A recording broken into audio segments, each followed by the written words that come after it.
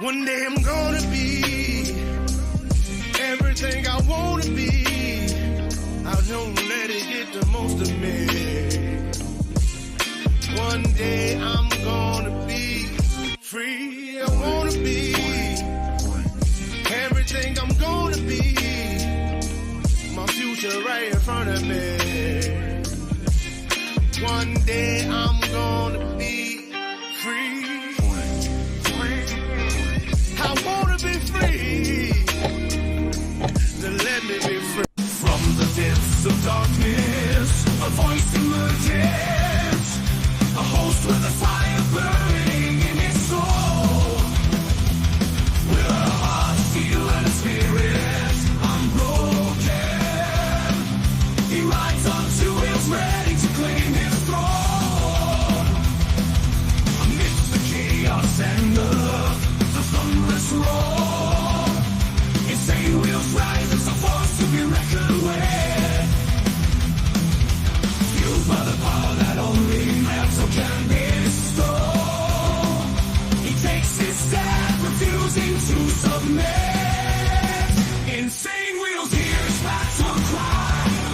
The metal in mayhem will never die. The whistles report he pays his way. Oh, legend in the making, day by day.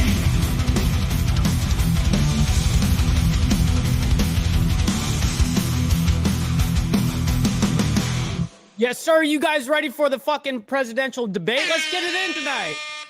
We're going to be covering this shit extensively for you guys. We got the live media coverage for you guys over here on the Insane Wheels channel, man. Much love, honor, respect to everybody. Thank you all for tuning in and chilling out. Max all cool, shooting some people outside school with your boy. You know what I mean? Very much appreciate you guys. Before we get into the live coverage, obviously they're doing like the behind the scenes stuff. I started up 5 minutes early so I can get this message in before we dive into the actual debate. Make sure you guys like the video. It's the #1 metric of all of YouTube, man. If you guys can do me that huge favor and hit that like button. Also, make sure you guys are subscribed down below because we got about 40% of you guys that watch the Insane Wheels page that are not subscribed. Make sure you do so. Also, make sure you follow me on my Instagram at BallValveTV. That is where you can get all behind the scenes footage of the show and also of my own personal life, man. And yes, I do direct message back to you guys. You know what I mean? If you guys hit me up, I will hit you back. It just may take me a minute. Also, if you guys would like a shout out on the live coverage, we have not only the super chats, the memberships, the super stickers and all that, that obviously gets, you know, shouted out. But down scrolling down below, we have all the free where essentially where they're not taking, YouTube is not taking 30% of your money. You know what I mean? Essentially, that's what it is. So when you guys can direct it to me, I don't actually have to split it 70-30, right? So it means the absolute world for you guys hitting that up as well. Much love, honor, respect, everybody. I see all of you guys in the freaking chat, man. It is always amazing to hang out with you guys. Dwayne, we're going to be doing just as much, if not more than Fox over here, cuz. Don't even worry about it. We're having a good time. I'm a big boy now, Mike. Yeah, Steve, we'll still argue on that. Going to try to jump around. Dwayne, hey, much love, bro. I see you, bro. Headboard Harris promised she didn't bang anyone before this. We will see, and we shall see. That's a damn fact. SNS says, I hate YouTube, and I don't blame you one bit. What up? What up? I appreciate you. We got Junkyard up in the building. Shout out to all you guys, man. And everyone a part of the Breakfast Club, man. Big round of applause to all of you guys for being here and having a good ass time with us. You know what I mean? It is very rare for me to do a evening stream that is not the Diamond Effect. The Diamond Effect is every Wednesday at 8 p.m. PST or CST or EST, right? And so that would be 5 p.m. PST and 7 p.m. CST, my time, right? That's the only time that I do evening shows is during Wednesdays when I do the Diamond Effect. So it's very, very rare for me to actually go ahead and have like a live news coverage of whatever we're discussing. You know what I mean? Which I might as well. I'm going to be honest. I might as well, because a lot of the times I don't even see it and watch it or whatever the case is, article wise. I don't read it before I go live. You know what I mean? Like a lot of times I like to watch all of that in real time, kind of like I'm doing right now, live coverage of the debate. So we will see how that goes. KP, good to see you, my man. Good to see you. Tiffany, appreciate you for also being here. Thank you for being here as well. Rabbit, good evening. We got Road Rage, good to see you as well, bro. Wow, it is amazing to see all of you guys coming through. Carney's Ride, good to see you as well as Ghost Eagle. Holy shit, Hardwire. Damn, bro, I can't help it, man. You guys know how to wreck this chat, you know what I mean? If you don't like and subscribe, Stevie is going to put you on both political parties' mailing lists. Oh, shit.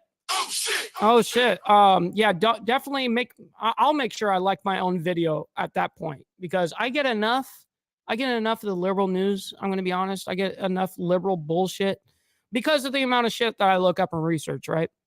You know what I mean? We got Extreme up in here saying Haktua Harris spitting up the house. That's right. That's right. She definitely lubricating it for everybody. My brother pissed me off a number of years ago. I donated to a $5 Democratic Party in his name and gave his deployment address. Oh, shit. Oh, shit. That's how you seriously get someone. You know what I mean? I don't advertise that YouTube, but hey, that is funny. That is funny. We got the whole crew in the building. That's right. Between all the political filters of flyers he was getting and empty beer cans, I sent in care packages. I got even. Hey, that's the way to do it, man. That's the way to do it. You're kidding me. What up, Chris? Good to see you as well, man. Appreciate you guys. Evening, all listening in background while at the gym. Hey, Blair, at least you're here, and hopefully you get your good workout in while you get some of the craziest live coverage of the presidential fucking debate, man. What up, Lee Lance? Appreciate you for being here as well, bro. And also, big shout out to him specifically, Lee Lance. He donated $20 off stream today. You know, he wasn't necessarily there in the chat this morning. And all of a sudden, boom, I just see on my phone that he hit me up for $20 on Cash App. Just saying much love, bro. And so I want to give you a special shout out, especially for doing that off stream. Doing that off stream is a huge deal, man. I appreciate that. Thanks to all your legends for being here tonight. That's what we're talking about. So what we're going to do is we're going to go ahead and get ready. We're going to go ahead and start watching the debate. Now, the debate has not started. You know, essentially the whole thing started 2 minutes ago. But honestly, I wouldn't expect to see these guys on the stage for the next 10, 15 minutes. But we shall see. Let's see what's going on over here. Or responses. Oh, 1 minute. Their microphones will only be turned on when it's their turn to speak. No pre-written notes allowed. There is no audience here tonight in this hall at the National Constitution Center. This is an intimate setting for two candidates. No audience? What? Who have never met. President Trump won the coin toss. He chose to deliver the final closing statement of the evening. Vice President Harris selected the podium to the right. So let's now welcome the candidates to the stage. NBC, Vice President Kamala Harris and President 405,000 people watching right now on this fucking thing. Holy shit. Oh, here they come. Kamala Harris. What's up? Good debate. Have fun. Thank you. Have fun, he says. Welcome to you both. It's wonderful to have you. It's an honor to have you both here tonight. Good evening. We are looking forward to a spirited and thoughtful debate. So let's get started. I got me and my I want to begin tonight with the issue that voters repeatedly say is their number one issue, and that is the economy and the cost of living in this country. Vice President Harris, you and President Trump were elected 4 years ago, and your opponent on the stage here tonight often asks his supporters, are you better off than you were 4 years ago? When it comes to the economy, do you believe Americans are better off than they were 4 years ago? Oh, shit. So I was raised as a middle-class kid. And I am actually the only person on this stage who has a plan that is about lifting up the middle class and working people of America. Good to see you, man. I believe in the ambition, the aspirations, the dreams of the American people. And that is why I imagine and have actually a plan to build what I call an opportunity economy. Because here's the thing. We know that we have a shortage of homes and housing, and the cost of housing is too expensive for far too many people. Pretty good. We know that young families need support to raise their children, and I intend on extending a tax cut for those families of $6,000, which is the largest child tax credit that we have given in a long time, so that those young families can afford to buy a crib, buy a car seat, buy clothes for their children. My passion, one of them, is small businesses. My mother raised my sister and me, but there was a woman who helped raise us. We call her our second mother. She was a small business owner. I love our small businesses. My plan is to give a $50,000 tax deduction to start up small businesses, knowing they are part of the backbone of America's economy. Who's paying for that? My opponent, on the other hand, his plan is to do what he has done before. which is to provide a tax cut for billionaires and big corporations, which will result in $5 trillion to America's deficit. My opponent has a plan that I call the Trump's sales tax, which would be a 20% tax on everyday goods that you rely on to get through the month. Economists have said that Trump sales tax would actually result for middle-class families in about $4,000 more a year because of his policies and his ideas about what should be the backs of middle-class people paying for tax cuts for billionaires. President Trump, I'll give you 2 minutes. First of all, I have no sales tax. That's an incorrect statement. She knows that. She knows that. We're doing tariffs on other countries. Other countries are going to finally, after 75 years, pay us back for all that we've done for the world. And the tariff will be substantial in some cases. I took in billions and billions of dollars, as you know, from China. In fact, they never took the tariff off because there was so much money they can't. It would totally destroy everything that they've set out to do. They're taking in billions of dollars from China and other places they've left the tariffs on. When I had it, I had tariffs, and yet I had no inflation. Look, we've had a terrible economy because inflation which is really known as a country buster. It breaks up countries. We have inflation like very few people have ever seen before, probably the worst in our nation's history. That's right, Hooked Dog. We were at 21%, but that's being generous because many things are 50, 60, 70, and 80% higher than they were just a few years ago. This has been a disaster for people, for the middle class, but for every class. On top of that, we have millions of people pouring into our country from prisons and jails, from mental institutions and insane asylums. And they're coming in and they're taking jobs that are occupied right now by African Americans and Hispanics, and also unions. Unions are going to be affected very soon. And you see what's happening. You see what's happening with towns throughout the United States. You look at Springfield, Ohio. You look at Aurora in Colorado. They are taking over the towns. They're taking over buildings. They're going in violently.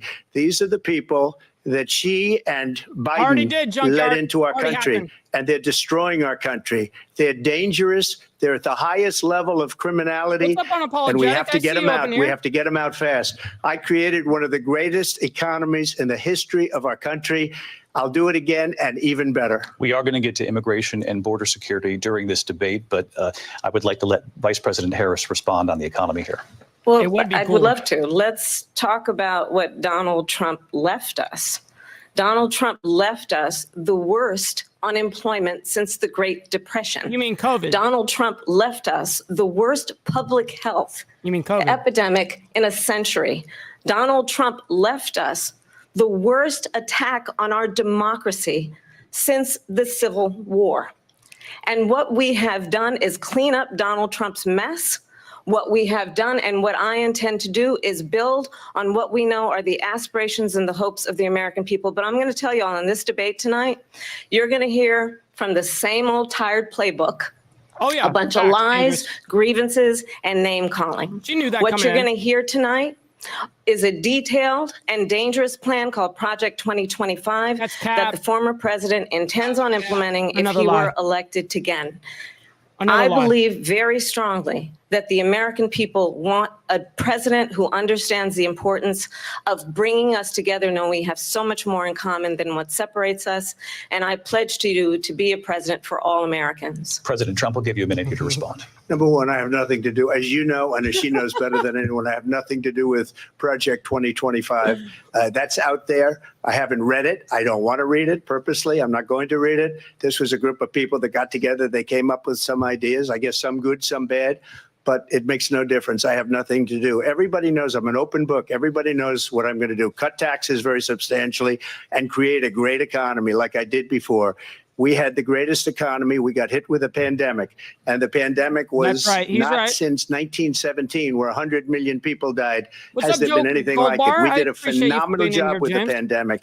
We handed them over a country where the economy and where the stock market was higher than it was before the pandemic came in. Nobody's ever seen anything like it. We made ventilators for the entire world. We got gowns, we got masks, we did things that nobody thought possible. And people give me credit for rebuilding the military. They give me credit for a lot of things. but not enough credit for the great job we did with the pandemic. But the only jobs they got were bounce back jobs. These were jobs bounce back, and it bounced back and it went to their benefit. But I was the one that created them. They know it, and so does everybody else. Vice President Harris, I'll let you should have said COVID, but hey, it's all right. Donald Trump has no plan for you. Wow. And when you look at his economic plan, it's all about tax breaks for the richest people. Is this the one that I am hasn't come offering up with a single what I describe as policy? an opportunity economy. And the best economists in our country, if not the world, have reviewed our relative plans for the future of America. What Goldman Sachs has said is that Donald Trump's plan would make the economy worse. Mine would strengthen the economy. What the Wharton School has said is Donald Trump's plan would actually explode the deficit. 16 Nobel laureates have described his economic plan as something that would increase inflation and by the middle of next year would invite a recession. You just have to look at where we are and where we stand on the issues. And I would invite you to know that Donald Trump actually has no plan for you because he is more interested in defending himself than he is in looking out for you. That's just a soundbite. Always attacking. Look, I went to the Wharton School of Finance, and many of those professors, the top professors, think my plan is a brilliant plan. It's a great plan. It's a plan that's going to bring up our worth, our value as a country. It's going to make people want to be able to go and work and create jobs and create a lot of good, solid money for our country. And just to finish off, she doesn't have a plan. She copied Biden's plan, and it's like 4 sentences, like run, spot, run. 4 sentences that are just, oh, we'll try and lower taxes. She doesn't have a plan. Take a look at her plan. She doesn't have a plan. Mr. President, I do want to drill down on something you both brought up. The Vice President brought up your tariffs. You responded, and let's drill down on this because your plan is what she calls is essentially a national sales tax. Your proposal calls for tariffs, as you pointed out here, on foreign imports across the board. You recently said that you might double your plan, imposing tariffs up to 20% on goods coming into this country. So far not, As you know, many economists say that with tariffs at that level, costs are then passed on to the consumer. Vice President Harris has argued it'll mean higher prices on gas, food, clothing, medication, arguing it costs the typical family nearly $4,000 a year. Do you believe Americans can afford higher prices because of tariffs? They're not going to have higher prices. What's going to have, and who's going to have higher prices is China and all of the countries that have been ripping us off for years. Just kidding. I was the only president ever. China was paying us hundreds of billions of dollars, and so were other countries. And, you know, if she doesn't like them, they should have gone out and they should have immediately cut the tariffs. But those tariffs are there 3.5 years now under their administration. We are going to take in billions of dollars, hundreds of billions of dollars. I had no inflation, virtually no inflation. They had the highest inflation perhaps in the history of our country because I've never seen a worse period of time. People can't go out and buy cereal or bacon or eggs or anything else. Yeah, he's right. The people of our country are absolutely dying with what they've done. They've destroyed the economy. And all you have to do is look at a poll. The polls say 80 and 85 and even 90% that the Trump economy was great, that their economy was terrible. Vice President Harris, I do want to ask for your response. And you heard what the president said there, because the Biden administration did keep a number of the Trump tariffs in place. So how do you respond? Well, let's be clear that the Trump administration resulted in a trade deficit, one of the highest we've ever seen in the history of America. He invited trade wars. You want to talk about his deal with China? What he ended up doing is under Donald Trump's presidency, he ended up selling American chips to China to help them improve and modernize their military, basically sold us out, when a policy about China should be in making sure the United States of America wins the competition for the 21st century, which means focusing on the details of what that requires, focusing on relationships with our allies, focusing on investing in American-based technology so that we win the race on AI, on quantum computing, focusing on what we need to do to support America's workforce so that we don't end up having on the short end of the stick in terms of workers' rights. But what Donald Trump did, let's talk about this, with COVID, is he actually thanked President Xi for what he did during COVID. Look at his tweet. Thank you, President Xi, exclamation point. when we know that she was responsible for lacking and not giving us transparency about the origins of COVID? President Trump, I'll let you respond. First of all, they bought their chips from Taiwan. We hardly make chips anymore because of philosophies like they have and policies like they have. I don't say her because she has no policy. Everything that she believed 3 years ago and 4 years ago is out the window. She's going to my philosophy now. In fact, I was going to send her a MAGA hat. They've been doing She's that gone for to hours. my philosophy. But for hours, if she ever got elected, she'd change it. And it will be the end of our country. She's a Marxist. Everybody knows she's a Marxist. Her father's a Marxist professor in economics, and he taught her well. But when you look at what she's done to our country, and when you look at these millions and millions of people that are pouring into our country monthly, where it's, I believe, 21 million people, not the 15 that people say, and I think it's a lot higher than the 21. That's bigger than New York State pouring in. And just look at what they're doing to our country. Big time. They're big criminals. Time, Many of these people coming in are criminals. And that's bad for our economy, too. You know, you mentioned before, we'll talk about immigration later. Well, bad immigration is the worst thing that can happen to our economy. They have, and she has destroyed our country with policy that's insane. Almost policy that you'd say they have to hate our country. President Trump, thank you. Lindsay? I want to turn to the issue of abortion. President Trump, you've often touted that you were able to kill Roe v. Wade. I'm actually glad there's no audience. You were proud to be the most pro-life president in American history. Then last month, you said that your administration would be great for women and their reproductive rights. In your home state of Florida, you surprised many with regard to your 6-week abortion ban because you initially had said that it was too short. And you said, quote, I'm going to be voting that we need more than 6 weeks. But then the very next day, you reversed course and said you would vote to support the 6-week ban. Vice President Harris says that women shouldn't trust you on the issue of abortion because you've changed your position so many times. Therefore, why should they trust you? Well, the reason I'm doing that vote is because the plan is, as you know, the vote is sponsored by Jay Goldbar, by the way. Abortion in the 9th month. They even have, and you can look at the governor of West Virginia, the previous governor of West Virginia, not the current governor, is doing an excellent job, but the governor before.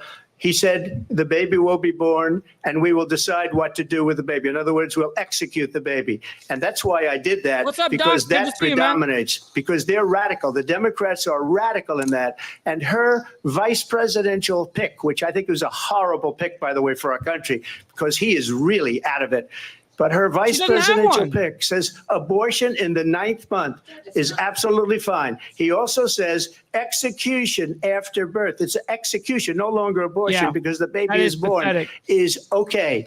And that's not okay with me, hence the vote. But what I did is something for 52 years. They've been trying to get Roe v. Wade into the states. And through the part of the debate, I needed genius and heart and strength of 6 Supreme Court justices, we were able to do that. Now, I believe in the exceptions for rape, incest, and life of the mother. I believe strongly in it. Ronald Reagan did also. 85% of Republicans do. Exceptions. Very important. But we were able to get it, and now states are voting on it. And for the first time, you're going to see, look, this is an issue that's torn our country apart for 52 years. Every legal scholar, every Democrat, every Republican, liberal, conservative, they all wanted this issue to be brought back to the states where the people could vote. And that's what happened. Now, Ohio, the vote was somewhat liberal. Kansas, the vote was somewhat liberal, much more liberal than people would have thought. But each individual state is voting. It's the vote of the people now. It's not tied up in the federal government. I did a great service in doing it. It took courage to do it. Oh, shit. And the Supreme Court had great courage in doing it. And I give tremendous credit to those 6 justices. There is no state in this country where it is legal to kill a baby after it's born. I like that. Madam Vice President, I want to get your response to President Trump. Well, as I said, you're going to hear a bunch of lies, and that's not actually a surprising fact. Well, no. Let's understand how we got here. Will come out later. Donald Trump, don't worry, hand-selected 3 members of the United States Supreme Court with the intention that they would undo the protections of Roe v. Wade. And they did exactly as he intended. And now in over 20 states, there are Trump abortion bans, which make it criminal for a doctor or nurse to provide health care. In one state, it provides prison for life. Unreal. Trump abortion bans that make no exception even for rape and incest, which understand what that means. A survivor of a crime of violation to their body does not have the right to make a decision about what happens to their body next. That is immoral. And one does not have to abandon their faith or deeply held beliefs to agree. The government, and Donald Trump certainly, should not be telling a woman what to do with her body. I have talked with women around our country. You want to talk about this is what people wanted? Pregnant women who want to carry a pregnancy to term, suffering from a miscarriage, being denied care in an emergency room because the healthcare providers are afraid they might go to jail, and she's bleeding out in a car in the parking lot. She didn't want that. Her husband didn't want that. This voice, or a 12 or 13-year-old survivor of incest, colored people being forced to carry a pregnancy to term. She changes her voice. They don't want that. And I pledge to you, this one's her lying 100%. When Congress passes a bill to put back in place the protections of Roe v. Wade, as President of the United States, I will proudly sign it into law. But understand, if Donald Trump were to be reelected, he will sign a national abortion ban. Understand, in his Project 2025, there would be a national abortion, a monitor that would be monitoring your pregnancies, your miscarriages. I think the American people believe that certain freedoms, in particular, the freedom to make decisions about one's own body, should not be made by the government. Thank you, Vice President Harris. Well, there she goes again. It's a lie. Yep. I'm not signing a ban, and there's no reason to sign a ban because we've gotten what everybody wanted. Democrats, Republicans, and everybody else, and every legal scholar wanted it to be brought back into the states, and the states are voting. What's up, Wolf? I'm good to see you, man. It may take a little time, but for 52 years, this issue has torn our country apart, and they've wanted it back in the states. And I did something that nobody thought was possible. The states are now voting. What she says is an absolute lie. And as far as the abortion ban, no, I'm not in favor of abortion ban, but it doesn't matter because this issue has now been taken over by the states. Would you veto a national abortion ban if it came to your desk? Well, I won't have to because, again, it's two things. Number one, she said she'll go back to Congress. She'll never get the vote. It's impossible for her to get the vote, especially now with the 50-50 and essentially 50-50 in both Senate and the House. She's not going to get the vote. She can't get the vote. She won't even come close to it. So it's just talk. You know what it reminds me of when they said they're going to get student loans terminated, and it ended up being a total catastrophe. The student loans, and then her, I think probably her boss, if you call him a boss, he spends all his time on the beach. But look, her boss went out and said, we'll do it again. We'll do it a different way. And he went out, got rejected again by the Supreme Court. So all these students got taunted with this whole thing about this whole idea, and how unfair that would have been. Part of the reason they lost to the millions and millions of people that had to pay off their student loans. They didn't get it for free, but they were saying it's the same way that they talked about that they talk about abortion. But if I could just get a yes or no, because your running mate, J.D. Vance, has said that you would veto if it did come to your desk. Well, I didn't discuss it with J.D. in all fairness. J.D., and I don't mind if he has a certain view, but I think he was speaking for me, but I really didn't. Look, we don't have to discuss it because she'd never be able to get it, just like she couldn't get student loans. They couldn't get student loans. They didn't even come close to getting student loans. They taunted young people and a lot of other people that had loans. They can never get this approved. So it doesn't matter what she says about going to Congress. We're watching. Wonderful. Let's go to Congress. She's only lied every time. The fact is that for years, they wanted to get it out of Congress and out of the federal government. And we did something that everybody said couldn't be done. And now you have a vote of the people on abortion. Vice President Harris, want to give you your time to respond. But I do want to ask, would you support any restrictions on a woman's right to an abortion? The whole I absolutely support reinstating the protections of Roe v. Wade.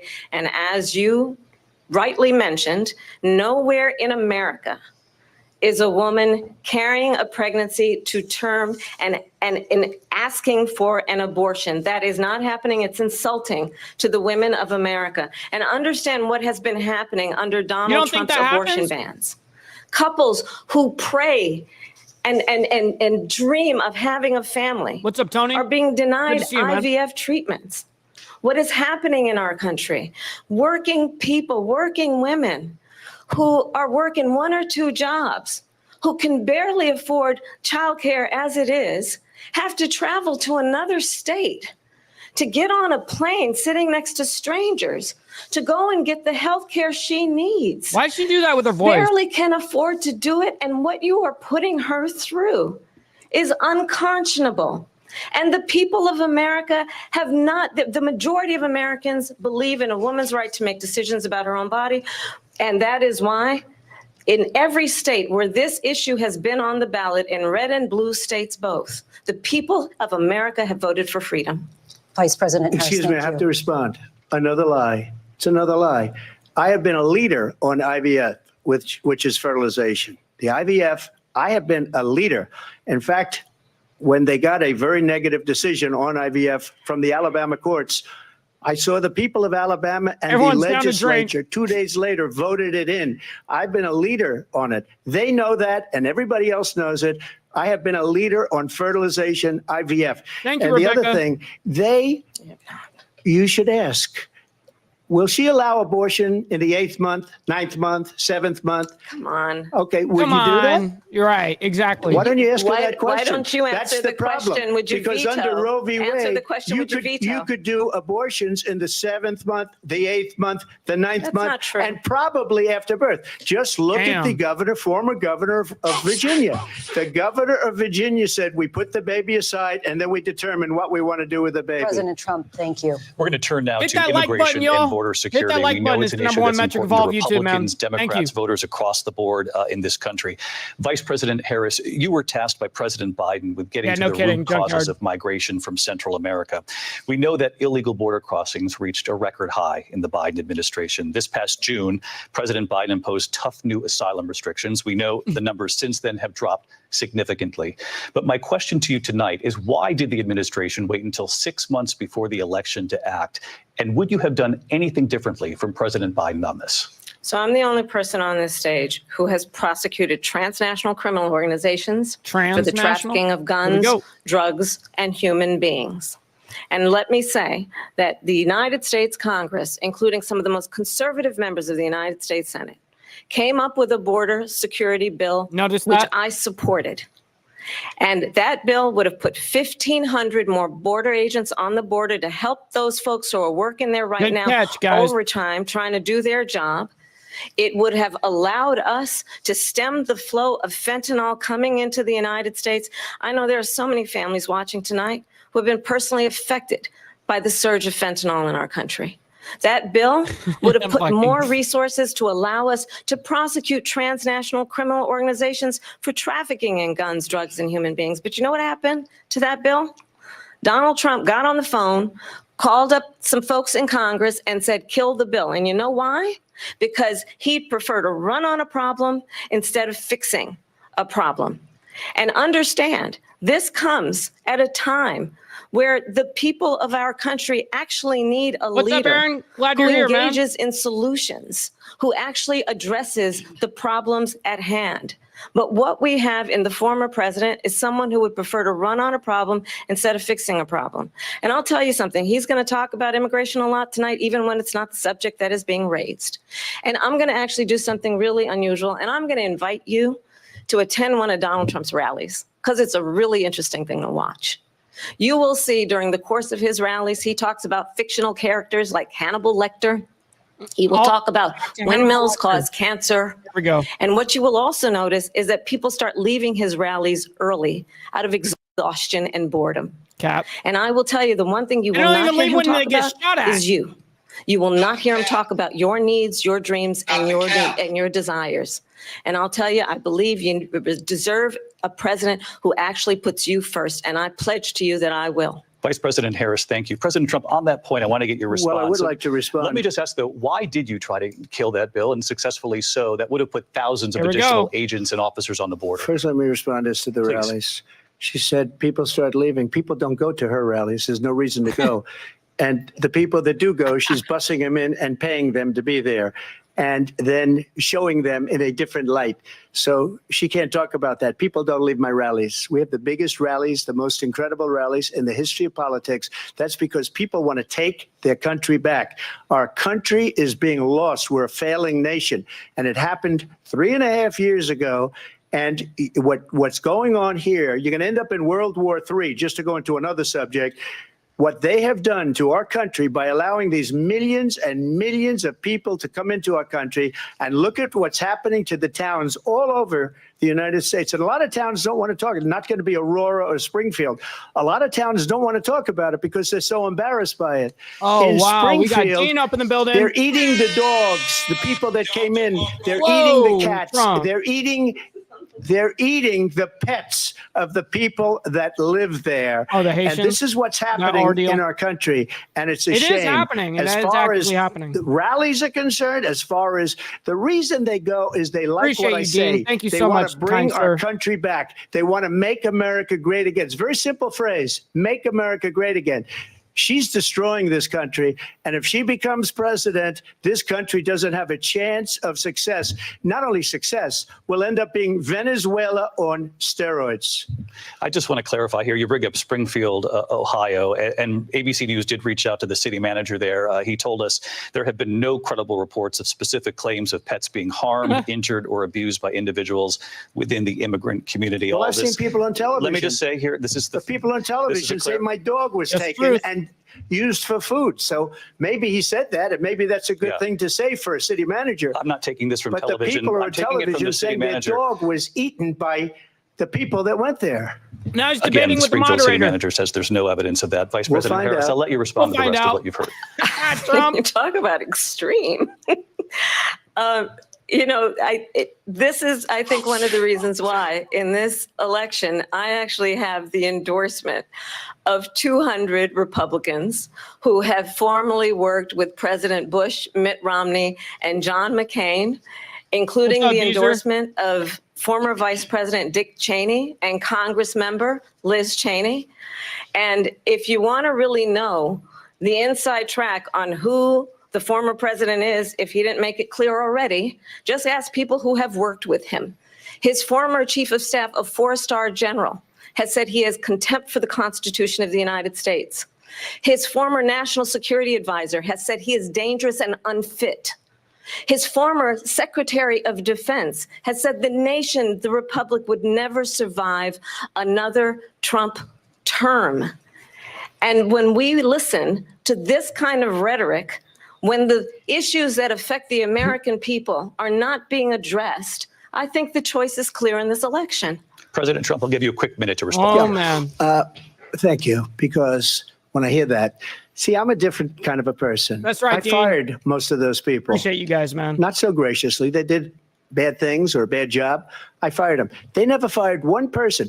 They didn't fire anybody having to do with Afghanistan and the Taliban and the 13 people whose were just killed, viciously and violently killed. And I got to know the parents and the family. They didn't fire. They should have fired all those generals, all those top people, because that was one of the most incompetently handled situations anybody has ever seen. So when somebody does a bad job, I fire him. And you take a guy like Esper. He was no good. I fired him. So he writes a book. Another one writes a book, because with me, they can write books. With nobody else can they? But they have done such a poor job, and they never fire anybody. Look at the economy. Look at the inflation. They didn't fire any of their economists. These are just donated $20, man, to the Cash App, man. Books written about you. For beer. But just to finish, I got more votes than any Republican in history by far. In fact, I got more votes than any sitting president in history by far. Let me continue on immigration. It was what you wanted to talk about earlier. So let's get back to your deportation proposal that the vice president has reacted to as well. President Trump, you call this the largest domestic deportation operation in the history of our country. You say you would use the National Guard. You say if things get out of control, you'd have no problem using the U.S. military. Police, yes. You also said you would use local police. How would you deport 11 million undocumented immigrants? I know you believe that number is much higher. Take us through this. What does this look like? Will authorities be going door to door in this country? Yeah, it is much higher because of them. They allowed criminals, many millions of criminals.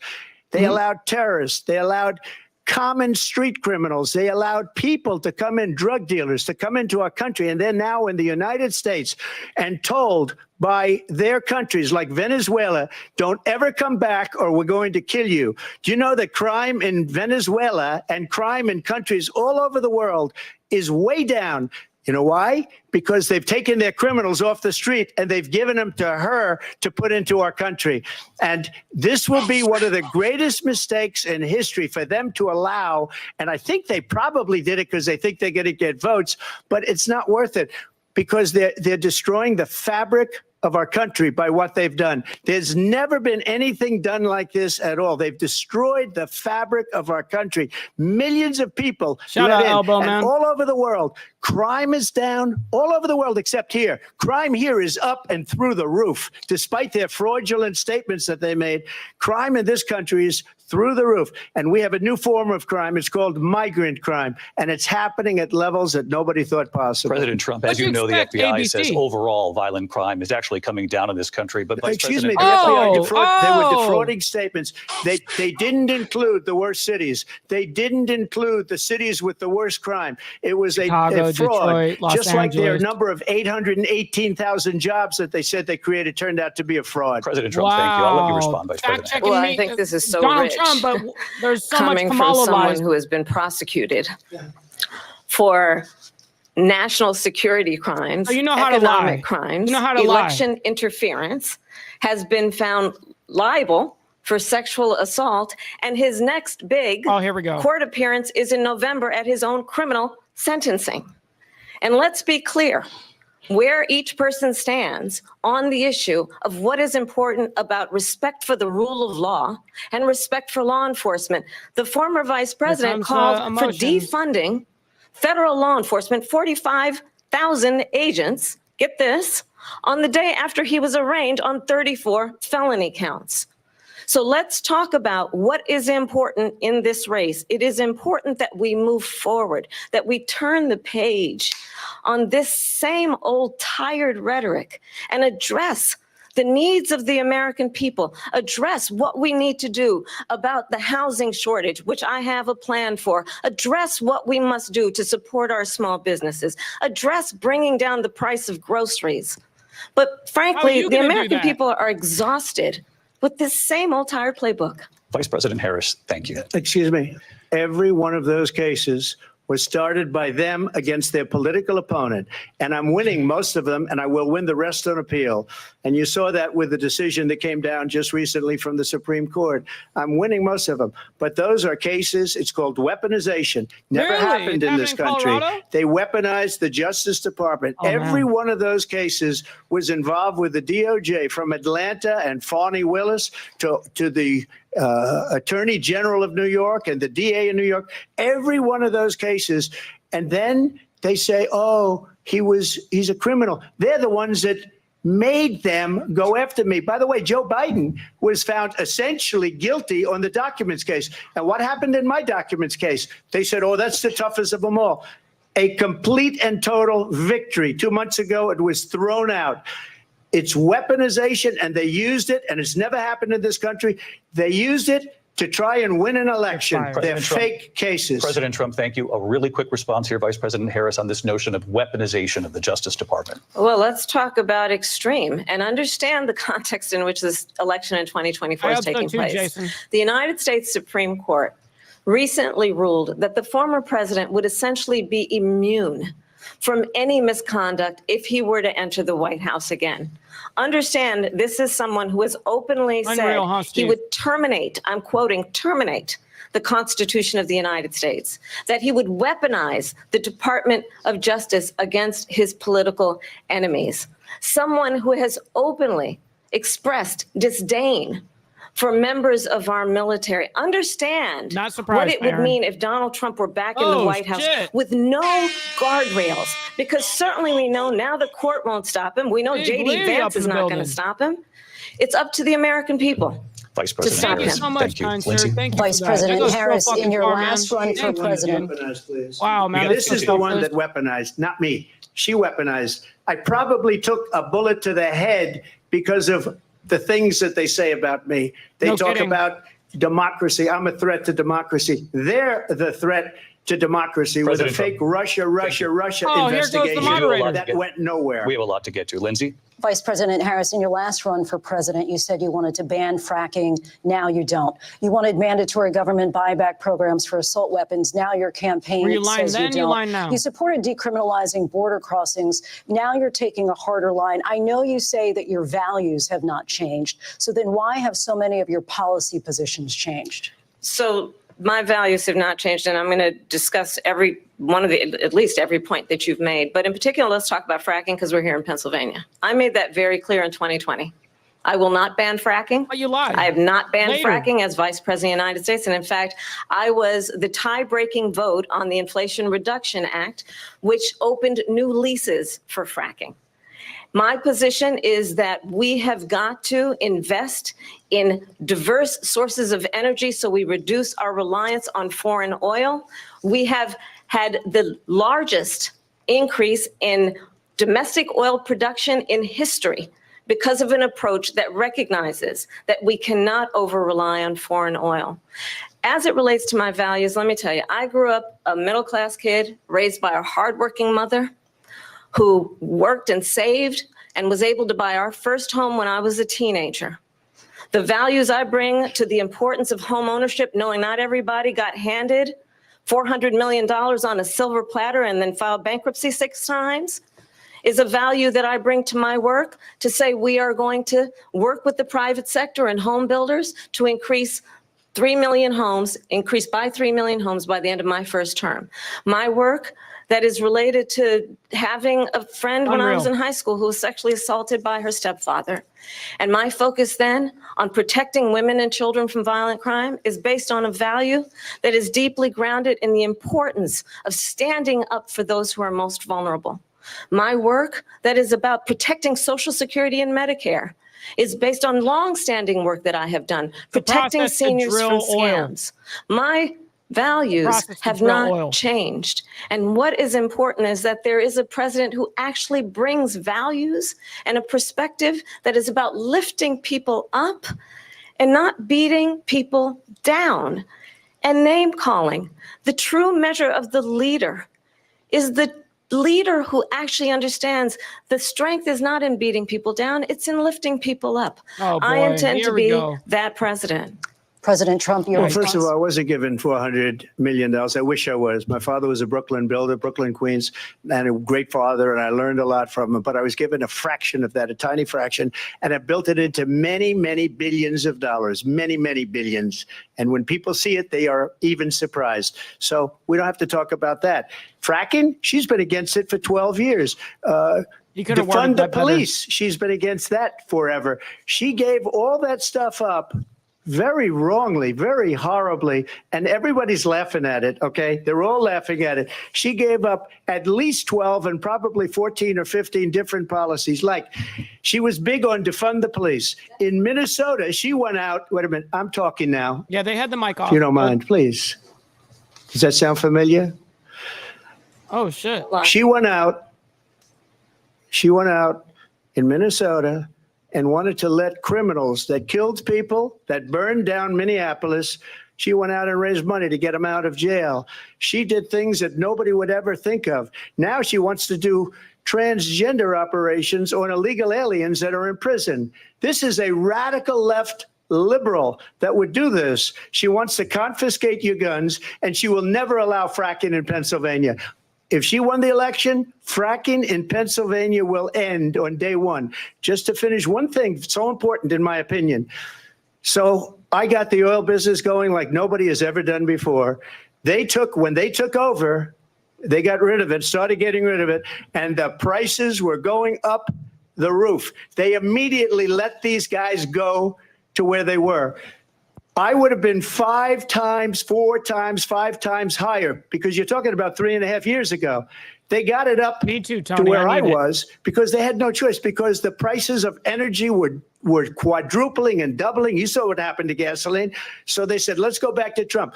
But if she won the election, the day after that election, they'll go back to destroying our country, and oil will be dead, fossil fuel will be dead. We'll go back to windmills, and we'll go back to solar, where they need a whole desert to get some energy to come out of. You ever see a solar plant? By the way, I'm a big fan of solar, but they take 400, 500 acres of desert soil. These are not good things for the environment, as she understands. Thank you.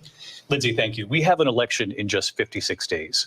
And I want to talk about the peaceful transfer of power, which, of course, we all know is a cornerstone of our democracy, and the role of a president in a moment of crisis.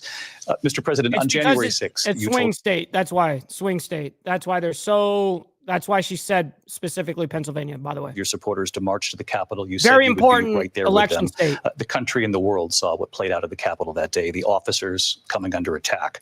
Aides in the West Wing say you watched it unfold on television off the Oval Office. You did send out tweets, but it was more than 2 hours before you sent out that video message telling your supporters to go home. Is there anything you regret about what you did on that day? You just said a thing that isn't covered. Peacefully and patriotically, I said during my speech, not later on. Peacefully and patriotically. And nobody on the other side was killed. Ashley Babbitt was shot by an out-of-control police officer that should have never, ever shot her. It's a disgrace. But we didn't do this group of people that have been treated so badly. I ask, what about all the people that are pouring into our country and killing people that she allowed to pour in? She was the border czar. Remember that. She was the border czar. She doesn't want to be called the border czar because she's embarrassed by the border. In fact, she said at the beginning, well, I'm surprised you're not talking about the border yet. That's because she knows what a bad job they've done. What about those people? When are they going to be prosecuted? When are these people from countries all over the world, not just South America? They're coming in from all over the world, David, all over the world. And crime rates are down all over the world because of it. But let me just when are those, David, when are those people going to be prosecuted? When are the people that burned down Minneapolis going to be prosecuted? Or in Seattle? They went into Seattle. They took over a big percentage of the city of Seattle. When are those people going to be prosecuted? But let me just ask you. You might ask her that question. You were the president. You were watching it unfold on television. It's a very simple question as we move forward toward another election.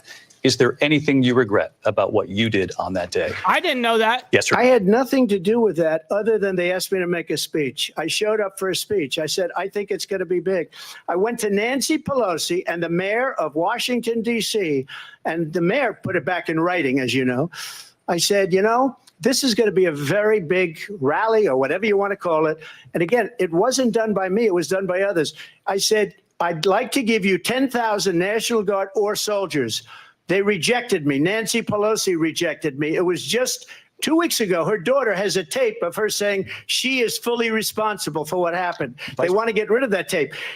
It would have never happened if Nancy Pelosi and the mayor of Washington did their jobs. Right. I wasn't responsible for security. Nancy Pelosi was responsible. She didn't do her job. The question was about you as president, not about former Speaker Pelosi. But I do want Vice President Harris to respond here. I was at the Capitol on January 6th. I was the vice president-elect. I was also an acting senator. I was there. And on that day, the president of the United States incited a violent mob. Oh, here we go. To attack our nation's capital. Like to desecrate our nation's capital. On that day, 140 law enforcement officers were injured, and some died. And understand, the cop killed. Former president has been indicted and impeached for exactly that reason. The only violence was that lady But this is not an isolated situation. Let's remember Charlottesville, where there was a mob of people carrying tiki torches. What's up, Coach? Spewing anti-Semitic hate. Oh, here we go. And what did the president then at the time say? There were fine people on each side. Let's remember that when it came to the Proud Boys, a militia, the former president said, stand back and stand by. So for everyone watching who remembers what January 6th was, I say we don't have to go back. Meanwhile, Let's there's a huge not go back. We're not going on going outside back right now. It's time to turn the page. And if that was a bridge too far for you, well, there is a place in our campaign for you to stand for country, to stand for our democracy, to stand for rule of law, and to end the chaos, and to end the approach that is about attacking the foundations of our democracy because you don't like the outcome. And be clear on that point. Donald Trump, the candidate, has said in this election there will be a bloodbath if this and the outcome of this election is not to his liking. Let's turn the page on this. Let's not go back. Let's chart a course for the future and not go backwards to the past. Let me just follow up here. It was a different term, and it was a term that related to energy because they have destroyed our energy business. That was where bloodbath was. Also, on Charlottesville, that story has been, as you would say, debunked. Laura Ingraham, Sean Hannity, Jesse, all of these people, they covered it. If they go an extra sentence, they will see it was perfect. It was debunked in almost every newspaper, but they still bring it up, just like they bring 2025 up. They bring all of this stuff up. I ask you this. You talk about yes, sir, I got the Capitol. you, Lee. Why are we allowing these millions of people to come through on the southern border? How come she's not doing anything? And I'll tell you what I would do, and I would be very proud to do it. I would say we would both leave this debate right now. I'd like to see her go down to Washington, D.C. during this debate because we're wasting a lot of time. Go down to, because she's been so bad, it's so ridiculous. No kidding. Go down to Washington, D.C. and let her sign a bill to close up the border because they have the right to do it. They don't need bills. They have the right to do it. The president of the United States, you'll get him out of bed. You'll wake him up at 4 o'clock in the afternoon. Right. You'll say, come on down to the office. Let's sign a bill.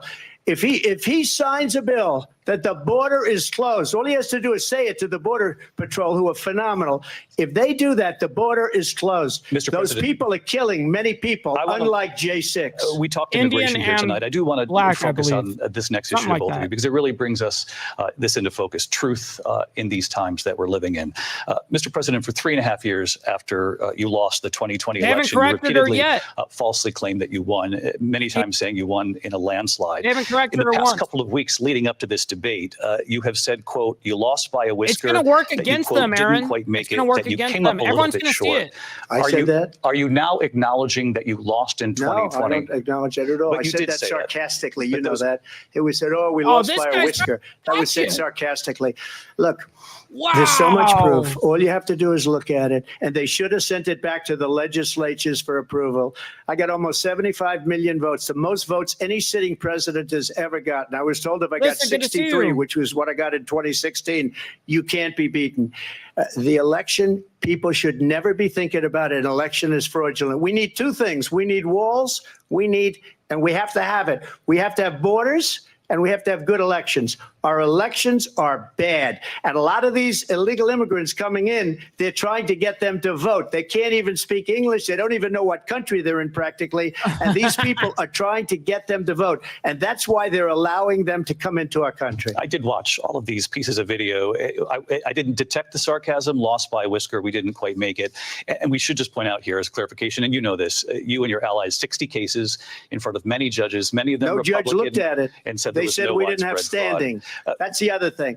They said we didn't have standing, a technicality. Jamaican. Can That's you what imagine it is. a Indian system and Jamaican. where a person in an election doesn't have standing? The president of the United States doesn't have standing. That's how we lost. If you look at the facts, and I'd love to have you'll do a special on it. I'll show you Georgia, and I'll show you Wisconsin, and I'll show you Pennsylvania, and I'll show you. We have so many facts and statistics, but you know what? That doesn't matter because we have to solve the problem that we have right now. That's old news. And the problem that we have right now is we have a nation in decline, and they have put it into decline. We have a nation that is dying, David. Mr. President, thank you. Vice President Harris, you heard the president there tonight. He said he didn't say that he lost by a whisker. So he still believes he did not lose the election that was won by President Biden and yourself. But I do want to ask you about something that's come up in the last couple of days. This was a post from President Trump about this upcoming election just weeks away. He said, when I win, those people who cheated, and then he lists donors, voters, election officials, he says will be prosecuted to the fullest extent of the law, which will include long-term prison sentences. One of your campaign's top lawyers responded saying, we won't let Donald Trump intimidate us. We won't let him suppress the vote. Is that what you believe he's trying to do here? Donald Trump was fired by 81 million people. So let's be clear about that. And clearly he is having a very difficult time processing that. But we cannot afford to have a president of the United States who attempts, as he did in the past, to upend the will of the voters in a free and fair election. And I'm going to tell you that I have traveled the world as Vice President of the United States, and world leaders are laughing at Donald Trump. I have talked with military leaders, some of whom worked with you, and they say you're a disgrace. And when you then talk in this way in a presidential debate and deny what over and over again are court cases you have lost because you did in fact lose that election, it leads one to believe that perhaps we do not have in the candidate to my right the temperament or the ability to not be confused about fact. That's deeply troubling, and the American people deserve better. I'll give you 1 minute to respond, Mr. President. Let me just say about world leaders. Viktor Orban, one of the most respected men, they call him a strong man. He's a tough person, smart. Prime Minister of Hungary. They said, why is the whole world blowing up? 3 years ago, it wasn't. Why is it blowing up? He said, because you need Trump back as president. They were afraid of him. China was afraid, and I don't like to use the word afraid, but I'm just quoting him. No way. China was afraid of him. North Korea was afraid of him. Look at what's going on with North Korea, by the way. He said Russia was afraid of him. I ended the Nord Stream 2 pipeline, and Biden put it back on day one, but he ended the XL pipeline. The XL pipeline in our country, he ended that, but he let the Russians build a pipeline going all over Europe and heading into Germany, the biggest pipeline in the world. Look, Viktor Orban said it. He said the most respected, most feared person is Donald Trump. We had no problems when Trump was president, but when this weak, pathetic man that you saw at a debate just a few months ago, that if he weren't in that debate, he'd be running instead of her. She got no votes. He got 14 million votes. What you did, you talk about a threat to democracy. He got 14 million votes, and they threw him out of office. And you know what? I'll give you a little secret. He hates her. He can't stand her. But he got 14 million votes. They threw him out. She got 0 votes. And when she ran, she was the first one to leave because she failed, and now she's running. I don't understand it, but I'm okay with it because your time is up. I think we're going to do very well. What's up, Yevin? Good to see you, Turning now man. to the Israel-Hamas war and the hostages who are still being held, Americans among them. Vice President Harris, in December, you said, totally quote, forget Israel about it, has Papa. a right to defend itself, Forget but about you it. added, quote, it matters how, saying international humanitarian law must be respected. Israel must do more to protect innocent civilians. You said that 9 months ago. Now an estimated 40,000 Palestinians are dead. Nearly 100 hostages remain. This is going to be a big one. Just last week, Prime Minister Benjamin Netanyahu said there's not a deal in the making.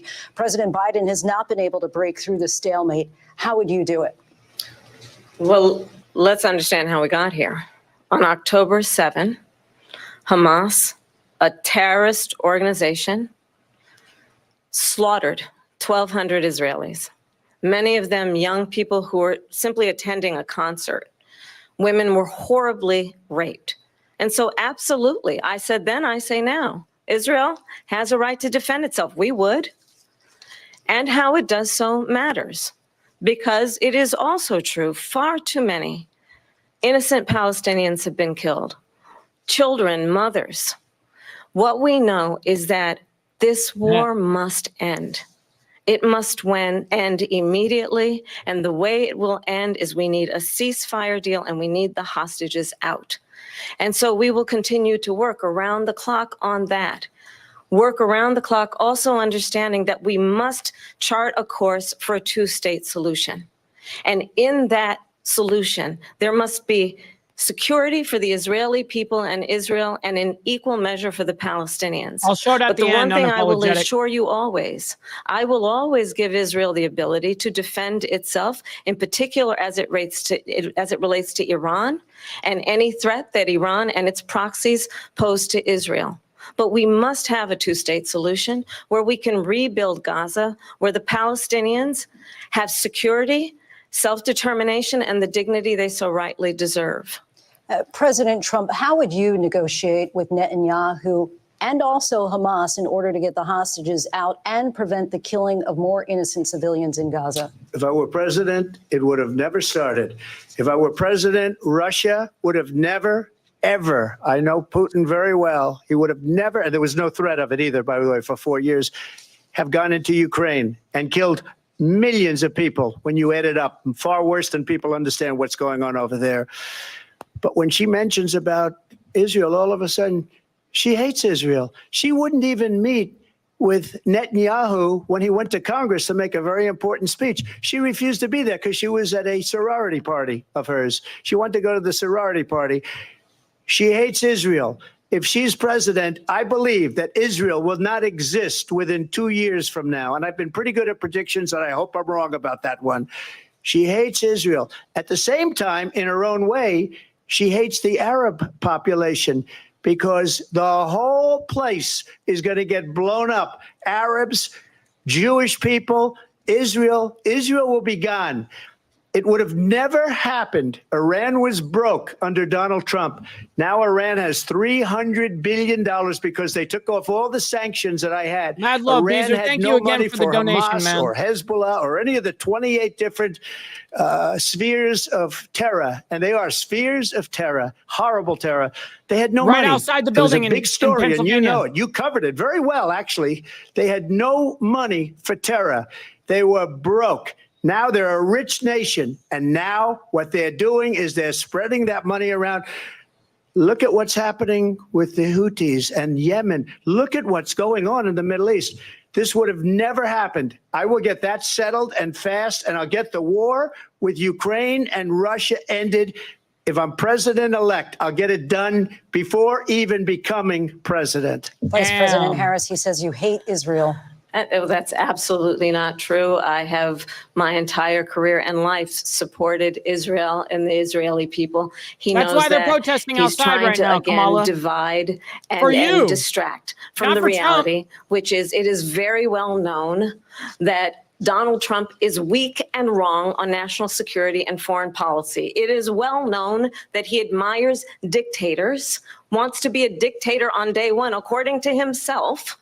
It is well known that he said of Putin that he can do whatever the hell he wants and go into Ukraine. It is well known that he said when Russia went into Ukraine, it was brilliant. It is well known he exchanged love letters with Kim Jong-un. And it is absolutely well known that these dictators and autocrats are rooting for you to be president again because they're so clear. They can manipulate you with flattery and favors. And that is why so many military leaders who you have worked with have told me you are a disgrace. That is why we understand that we have to have a president who is not consistently weak and wrong on national security, including the emotions of upholding and respecting in highest regard our military. Vice President Harris, thank you. And she's the one that caused it. That's weak on national security by allowing every nation last month for the year, 168 different countries sending people into our country. Their crime rates are way down. Putin endorsed her last week, said, I hope she wins. And I think he meant it because what he's gotten away with is absolutely incredible. It wouldn't have happened with me. The leaders of other countries think that they're weak and incompetent, and they are. They're grossly incompetent. And I just ask one question. Why does Biden go in and kill the Keystone Pipeline and approve the single biggest deal that Russia's ever made, Nord Stream 2, the biggest pipeline anywhere in the world going to Germany and all over Europe? Because they're weak and they're ineffective. And Biden, by the way, President gets paid Trump, a lot of money. Thank you. We have a lot of issues to get to. We'll be right back with much more of this historic ABC News presidential debate from the National Constitution Center right here in Philadelphia. Back in a moment. Oh, man. All right. The ABC News Who do you think is winning? They're protesting right now outside the National Constitution Center or whatever that is. Let's go ahead and quickly see. Let's bring this down. And I'm going to quickly see if I can look up on YouTube the live protest going on right now. Hold on. Live protests.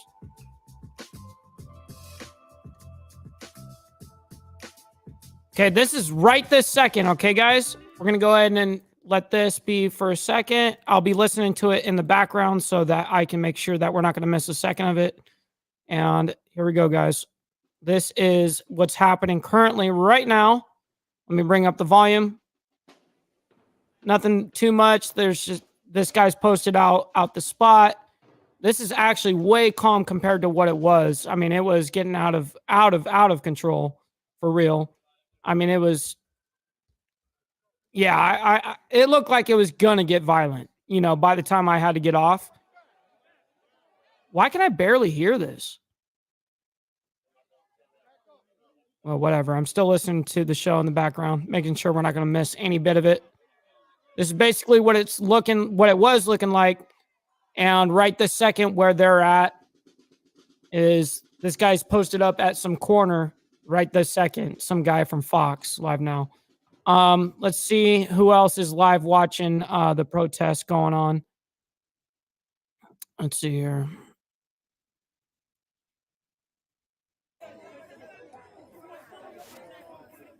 Yeah, right. This is just random spots within this whole ass outside of the building. You know what I mean? It was actually insane. Justice! Help me! No justice! Help me! And they had like a truck going with like some woman screaming in the back of the truck. It was kind of like radical. Like they were screaming some Allah Akbar shit, dude. It was kind of nuts. This is what's happening right now. This is live right this second. Live from shutdown presidential debate for Gaza protest in Philadelphia. Don't worry, I'm still waiting. Good to see you, Kilo. Good to see you. Hopefully you guys are doing well, man. We've got some craziness going on with this debate, man. It's absolutely radical. And no one is changing the debate. Their vote based off this debate. No.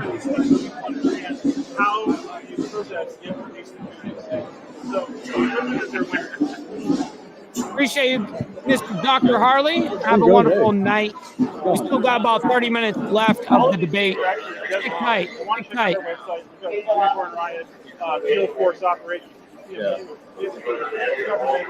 I hope it is mostly peaceful. Yeah. So easy. Good to see you, Sesta. Good to see you. We're covering the live debate right now.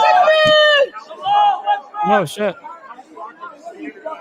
Screaming over here. Tunes of police across the United States. And so when there's a large amount of protest, we are currently waiting for the debate to come back. Oh, here it is. All right.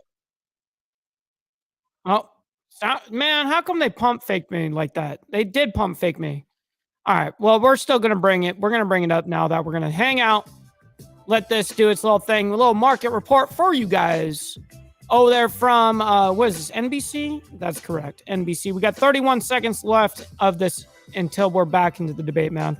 Good evening, good afternoon, good, wherever the hell you guys are from, man. I just can't thank you guys enough for tuning in with us over here on the Insane Wheels page, man. I cannot thank you guys enough. Sincerely, from the bottom of my heart, you guys being with me has been a total joy and a total fun, man. Appreciate you guys. We're having a good ass time over here. Thank you all for the donations, man. Dean, I cannot thank you enough. St. Mike Ball, thank you for sharing this content, man. No, thank you. And we got brother Lee Lance with the $20 donation through YouTube saying for pissing off the left. And he also donated $20 over the Cash App, man. So I can't thank you enough, man. Thank you sincerely. Break down how it could shake up the final sprint all right. to Election Day. For now, though, let's go back to the debate live in Philadelphia. Live from the National Constitution Center in Philadelphia, Pennsylvania. Here yeah, again, that's no kidding. David SMS. Moore and Lindsay Davis. Welcome back to this historic ABC News presidential debate tonight. We're going to continue here, and I want to turn to the war in Ukraine. We're now 2.5 years into this conflict. Mr. President, it has been the position of the Biden administration that we must defend Ukraine from Russia, from Vladimir Putin, to defend their sovereignty, their democracy, that it's in America's best interest to do so, arguing that if Putin wins, he may be emboldened to move even further into other countries. You have said you would solve this war in 24 hours. You said so just before the break tonight. How exactly would you do that? And I want to ask you a very simple question tonight. Do you want Ukraine to win this war? I want the war to stop. I want to save lives that are being uselessly, people being killed by the millions. It's the millions. It's so much worse than the numbers that you're getting, which are fake numbers. Look, we're in for 250 billion or more because they don't ask Europe, which is a much bigger beneficiary to getting this thing done than we are. They're in for $150 billion less because Biden and you don't have the courage to ask Europe like I did with NATO. They paid billions and billions, hundreds of billions of dollars when I said, like button, y'all. Either you pay up or we're not going to protect you anymore. So that's maybe one of the reasons they don't like me as much as they like weak people. I hope not. But I'm just going to say that. You take a look at what's happening. If it we're isn't by in now. for 250 to 275 billion. They're into 100 to 150. They should be forced to equalize. With that being said, I want to get the war settled. I know Zelensky very well, and I know Putin very well. I have a good relationship, and they respect your president, okay? They respect me. They don't respect Biden. How would you respect him? Why? For what reason? He hasn't even made a phone call in 2 years to Putin, hasn't spoken to anybody. They don't even try and get it. That is a war that's dying to be settled. I will get it settled before I even become president. If I win, when I'm president-elect, and what I'll do is I'll speak to one, I'll speak to the other, I'll get them together. That war would have never happened. And in fact, when I saw Putin after I left, unfortunately left because our country has gone to hell. But after I left, when I saw him building up soldiers, he did it after I left. I said, oh, he must be negotiating. It must be a good, strong point of negotiation. Well, it wasn't, because Biden had no idea how to talk to him. He had no idea how to stop it. And now you have millions of people dead, and it's only getting worse, and it could lead to World War III. Don't kid yourself, David. We're playing with World War III, and we have a president that we don't even know if he's. Where is our president? We don't even know if he's a president. And just to clarify, they threw him out of a campaign like a dog. We don't even know. Is now is he our president? Everything. But we have a president, Mr. President, that doesn't know he's alive. Your time is up. Right. Just to clarify the question, do you believe it's in the U.S. best interest for Ukraine to win this war, yes or no? I think it's the U.S. best interest to get this war finished and just get it done. All right. Negotiate a deal, because we have to stop all of these human lives from being destroyed. I want to take this to Vice President Harris. I want to get your thoughts on support for Ukraine in this moment, but also as Commander-in-Chief, if elected, how would you deal with Vladimir Putin, and would it be any different from what we're seeing from President Biden? Well, first of all, it's important to remind the former president, you're not running against Joe Biden, you're running against me. I believe the reason that Donald Trump says that this war would be over within 24 hours is because he would just give it up. And that's not who we are as Americans. Let's understand what happened here. I actually met with Zelensky a few days before Russia invaded, tried through force to change territorial boundaries, to defy one of the most important international rules and norms, which is the importance of sovereignty and territorial integrity. And I met with President Zelensky. I shared with him American intelligence about how he could defend himself. Days later, I went to NATO's eastern flank, to Poland and Romania. And through the work that I and others did, we brought 50 countries together to support Ukraine in its righteous defense. And because of our support, because of the air defense, the ammunition, the artillery, the javelins, the Abrams tanks that we have provided, Ukraine stands as an independent and free country. If Donald Trump were president, Putin would be sitting in Kyiv right now. And understand what that would mean, because Putin's agenda is not just about Ukraine. Understand why the European allies and our NATO allies are so thankful that you are no longer president, and that we understand the importance of the greatest military alliance the world has ever known, which is NATO, and what we have done to preserve the ability of Zelensky and the Ukrainians to fight for their independence. Otherwise, Putin would be sitting in Kyiv with his eyes on the rest of Europe, starting with Poland. And why don't you tell the 800,000 Polish Americans right here in Pennsylvania how quickly you would give up for the sake of favor and what you think is a friendship with what is known to be a dictator who would eat you for lunch. Vice President Harris, thank you. We've heard from both of you on Ukraine tonight. Afghanistan came up in the last hour. I wanted her to respond to something you said earlier, and I'll give you a minute here. Putin would be sitting in Moscow, and he wouldn't have lost 300,000 men and women, but he would have been sitting in Moscow. Quiet, please. He would have been sitting in Moscow. Quiet, please. Much happier than he is right now. Patriarchy. But eventually, you know, he's got a thing that other people don't have. He's got nuclear weapons. They don't ever talk about that. He's got nuclear weapons. Nobody ever thinks about that. And eventually, maybe he'll use them, and maybe he hasn't been that threatening.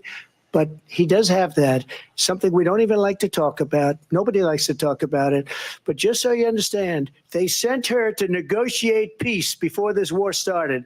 3 days later, he went in and he started the war because everything they said was weak and stupid. They said the wrong things. That war should have never started. She was the emissary. They sent her in to negotiate with Zelensky and Putin, and she did. And the war started 3 days later. And that's the kind of talent we have with her. She's worse than Biden. In my opinion, I think he's the worst president in the history of our country. She goes down as the worst vice president in the history of our country. But let me tell you something.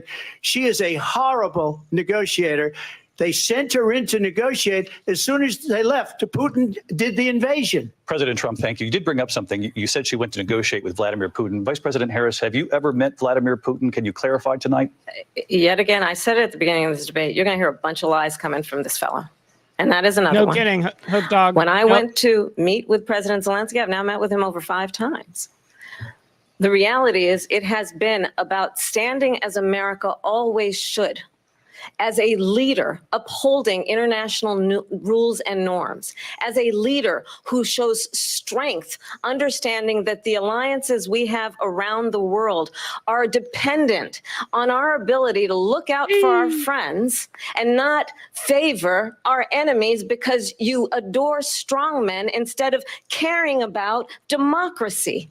And that is very much what is at stake here. The President of the United States is commander-in-chief.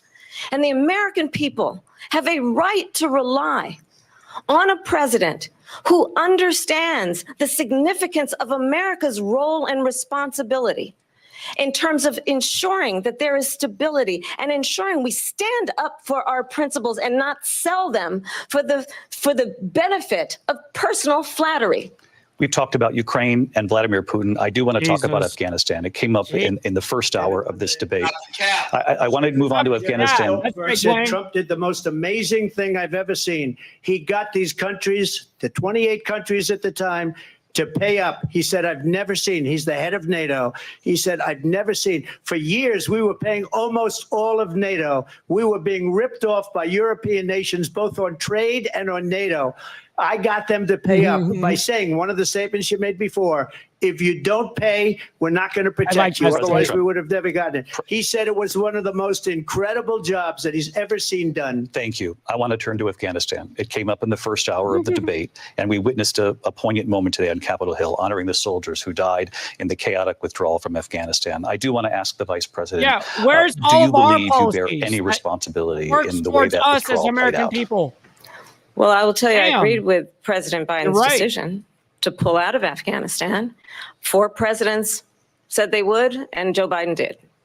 And as a result, America's taxpayers are not paying the $300 million a day we were paying for that endless war. And as of today, there is not one member of the United States military who is in active duty in a combat zone in any war zone around the world, the first time this century. But let's understand how we got to where we are. Donald Trump, when he was president, negotiated one of the weakest deals you can imagine. He calls himself a deal maker. Even his national security advisor said it was a weak, terrible deal. And here's how it went down. He bypassed the Afghan government. He negotiated directly with a terrorist organization called the Taliban. The negotiation involved the Taliban getting 5,000 Taliban terrorists released. And get this, and the president at the time invited the Taliban to Camp David, a place of storied significance for us as Americans, a place where we honor the importance of American diplomacy, where we invite and receive respected world leaders. And this former president, as president, invited them. She looked him up and down and Camp everything. David, because he does not again appreciate the role and responsibility of the president of the United States to be commander-in-chief with a level of respect. And this gets back to the point of how he has consistently disparaged and demeaned members of our military, fallen soldiers, and the work that we must do to uphold the strength and the respect of the United States of America around the world. Vice President Harris, thank you. President Isn't Trump, your that response crazy? to her saying that You you want to began talk the about all negotiations this with the shit, but Taliban. bro, you So, pay the fucking Taliban. If you take a look at that period of time, Fuck, dude. the Taliban Wake was up. killing our soldiers, a lot of Unreal. them, with snipers. And I got involved with the Taliban because the Taliban was doing the killing. That's the fighting force within Afghanistan. They don't bother doing that because, they deal with the wrong people all the time. But I got involved. And Abdul is the head of the Taliban. He is still the head of the Taliban.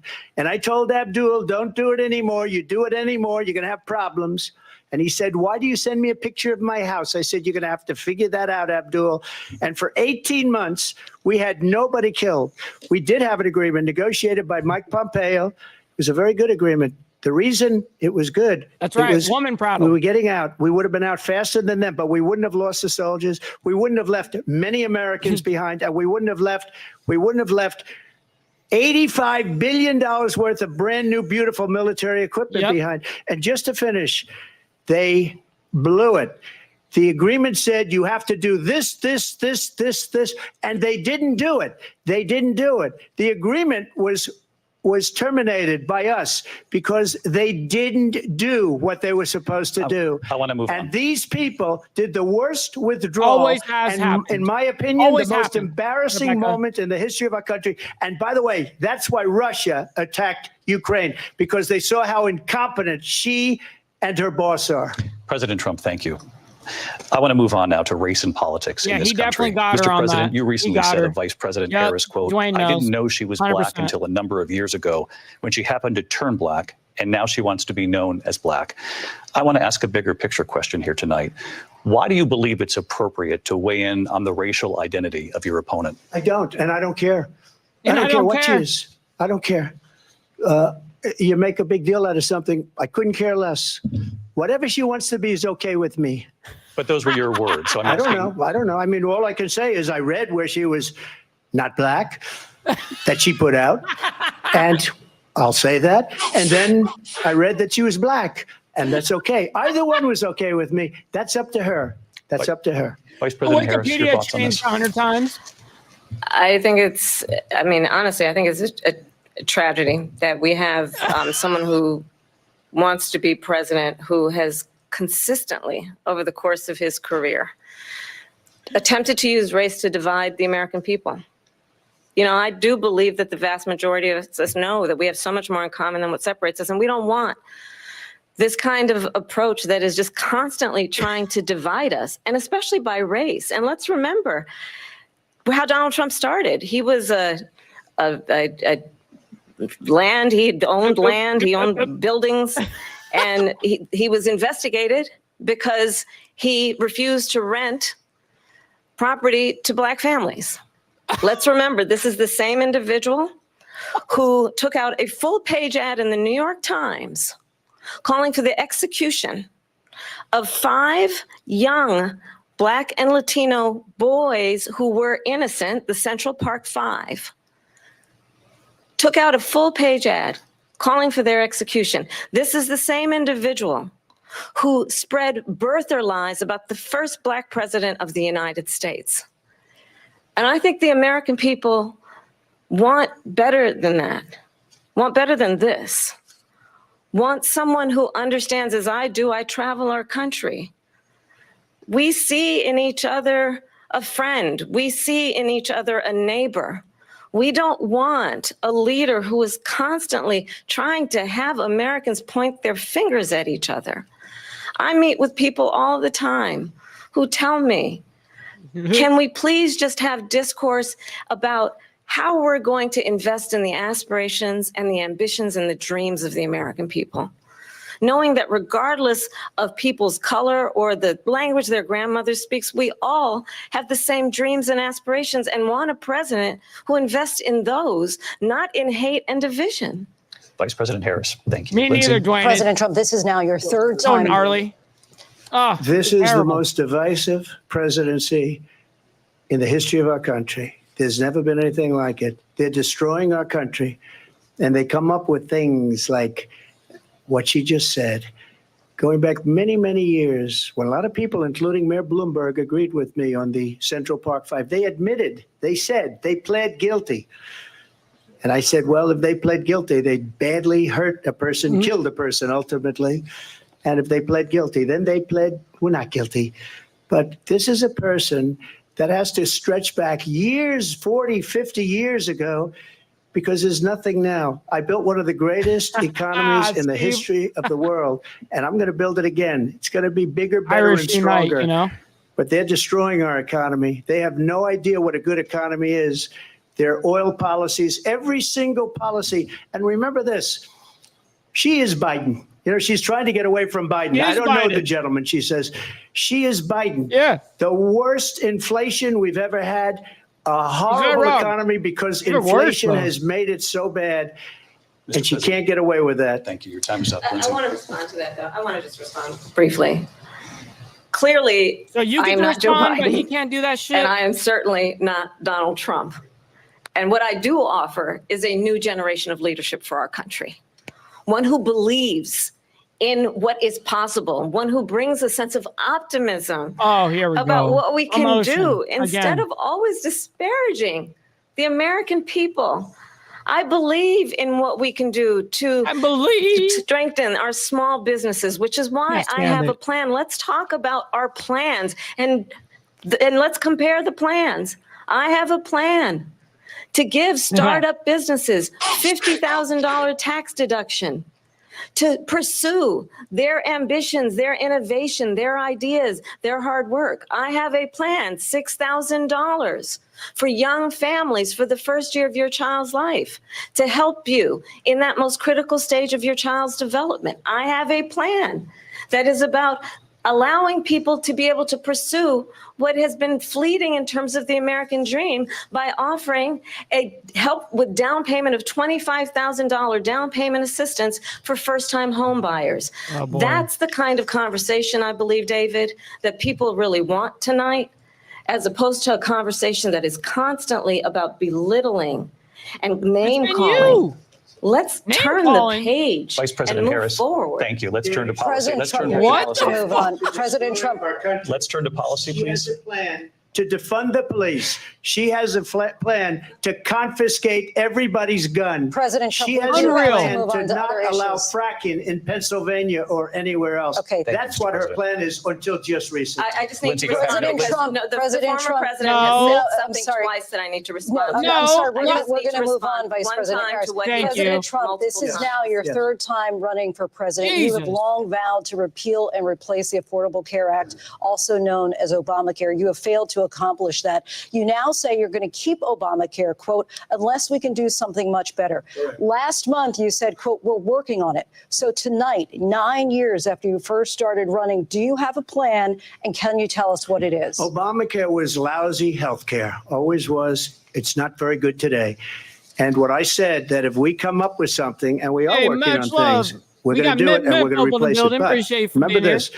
I inherited Obamacare because Democrats wouldn't change it. They wouldn't vote for it. They were unanimous. They wouldn't vote to change it.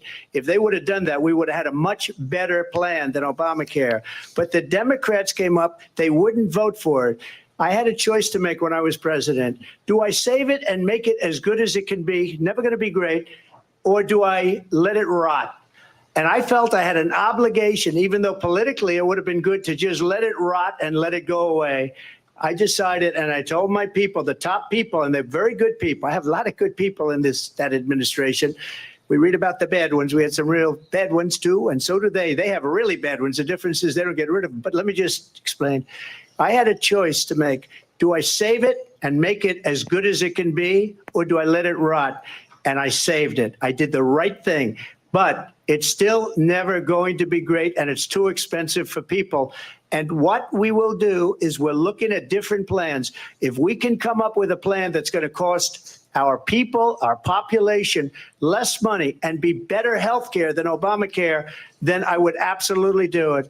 But until then, I'd run it as good as it can be run. So just a yes or no, you still do not have a plan? I have concepts of a plan. I'm not president right now. Oh my fucking God. I got to pause it real quick. Josh just donated $100 fucking to the PayPal just now. Rare pause on an actual live debate. The whole debate got paused for $100. I appreciate you, Josh. Thank you so much from the bottom of my heart, man. Wow, Jesus. We come up with something. I would only change it if we come up with something that's better and less expensive. And there are concepts and options we have to do that. And you'll be hearing about it in the not too distant future. Vice President Harris, in 2017, you supported Bernie Sanders' proposal to do away with private insurance and create a government-run healthcare system. 2 years later, you proposed a plan that included a private insurance option. What is your plan today? Well, first of all, I absolutely support, and over the last 4 years as vice president, private healthcare options. But what we need to do is maintain and grow the Affordable Care Act. I'll get to that, Lindsay. I just need to respond to a previous point that the former president has made. I've made very clear my position on fracking. And then this business about taking everyone's guns away. Tim Walz and I are both gun owners. We're not taking anybody's guns away. So stop with the continuous lying about this stuff. As it relates to the Affordable Care Act, understand, just look at the history to know where people stand. When Donald Trump was president, 60 times he tried to get rid of the Affordable Care Act. 60 times. I was a senator at the time when I will never forget the early morning hours when it was up for a vote in the United States Senate. And the late, great John McCain, who you have disparaged as being, you don't like him, you said at the time, because he got caught. He was an American hero. The late, great John McCain, I will never forget that night, walked onto the Senate floor and said, no, you don't. No, you don't. No, you don't get rid of the Affordable Care Act. You have no plan. And what the Affordable Care Act has done is eliminate the ability of insurance companies to deny people with pre-existing conditions. So crazy. I don't have to tell the people watching tonight. You remember what that was like? Remember when an insurance company could deny if a child had asthma, if someone was a breast cancer survivor, if a grandparent had diabetes? I can't wait for the fact checkers. Thankfully, as I've been vice president, and we over the last 4 years have strengthened the Affordable Care Act, we have allowed for the first time Medicare to negotiate drug prices on behalf of you, the American people. Donald Trump said he was going to allow Medicare to negotiate drug prices. He never did. We did. Oh my God. And now we have capped the cost of insulin at $35 a month. Since I've been vice president, we have capped the cost of prescription medication for seniors at $2,000 a year. And when I am president, we will do that for all people, understanding that the value I bring to this is that access to health care should be a right and not just a privilege of those who can afford it. And the plan has to be to strengthen the Affordable Care Act, not get rid of it, pass this prologue in terms of where Donald Trump stands on that. I want to move to an issue that's important for a lot of... You made a mistake. Number one, John McCain fought Obamacare for 10 years. But it wasn't only him. It were all of the Democrats that kept it going. And you know what? We can do much better than Obamacare, much less money. But she won't improve private insurance for people, private medical insurance. That's another thing she doesn't want to get. People are paying privately for insurance that have worked hard and made money, and they want to have private. She wants everybody to be on government insurance where you wait 6 months for an operation that you need immediately. President Trump, thank you. I We know, have another Steve, issue I that we'd know. like to get It's to not that's changing your important for a vote. number of I get you. Americans, Good in night. particular younger voters, and that's climate change. President you, Trump, dog. with regard to the environment, you say that we have to have clean air and clean water. Vice President Harris, you call climate change an existential threat. The question to you both tonight is, what would you do to fight climate change? And Vice President Harris, we'll start with you. 1 minute for you each. Well, the former president had said that climate change is a hoax. And what we know is that it is very real. You ask anyone who lives in a state who has experienced these extreme weather occurrences, who now is either being denied home insurance or it's being jacked up. You ask anybody who has been the victim of what that means in terms of losing their home, having nowhere to go. We know that we can actually deal with this issue. The young people of America care deeply about this issue. And I am proud that as vice president over the last 4 years, we have invested $1 trillion in a clean energy economy, while we have also increased domestic gas production to historic levels. We have created over 800,000 new manufacturing jobs while I have been vice president. We have invested in clean energy to the point that we are opening up factories around the world. Donald Trump said he was going to create manufacturing jobs. He lost manufacturing jobs. And I'm also proud to have the endorsement of the United Auto Workers and Sean Fain, who also know that part of building a clean energy economy includes investing in American-made products, American automobiles. Yeah, no kidding. It includes growing what we can do around American manufacturing and opening up auto plants, not closing them like happened under Donald Trump. Vice President Harris, thank you. That didn't happen under Donald Trump. Let me just tell you, they lost 10,000 manufacturing jobs this last month. It's going, they're all leaving. They're building big auto plants in Mexico, in many cases owned by China. They're building these massive plants, and they think they're going to sell their cars into the United States because of these people. What they have given to China is unbelievable, but we're not going to let that. We'll put tariffs on those cars so they can't come into our country, because they will kill the United Auto Workers and any auto worker, whether it's in Detroit or South Carolina or any other place. What they've done to business and manufacturing in this country is horrible. We have nothing because they refuse. You know, Biden doesn't go after people because supposedly China paid him millions of dollars. He's afraid to do it. Between him and his son, they get all this money from Ukraine. They get all this money from all of these different countries. And then you wonder, why is he so loyal to this one, that one, Ukraine, China? Why is he? Why did he get $3.5 million from the mayor of Moscow's wife? Why did she pay him $3.5 million? This is a crooked administration, and they're selling our country down the tubes. President Trump, thank you. Thank you. We'll be right back with closing statements from both of our candidates. An historic night, this ABC News presidential debate. Oh, man. What do you guys think about this shit so far, man?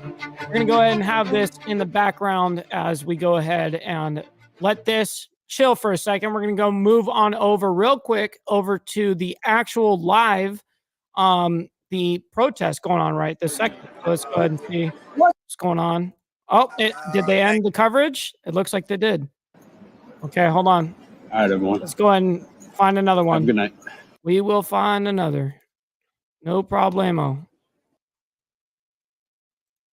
I guess they finished, huh? Well, I'm going to have to type in live protests. All right, let's see if there's any still live. Nope. Oh, wait, there is. Hopefully not too much. That's the bike one. Fox is covering this whole thing. 200,000 over there for 200,000 people watching. Looks like the protests are actually finished on the coverage side, man. That's actually a really good thing considering how bad it was looking at one point. At one point, I was actually genuinely worried. You know what I mean? And if they stop covering it, that means it's chilled. So I would say this is what it was looking like probably earlier. Anywhere from 500 to 500 to 800 people. And this is the beginning of the night right now. Just a little fast forward. There we go.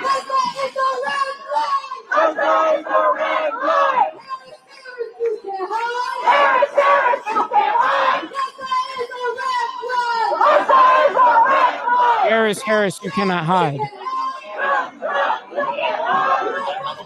All right, so they got these people out here with projectors on their backs. We'll see on the flip side, man. All right, we got some chalk graffiti here. Vote their party.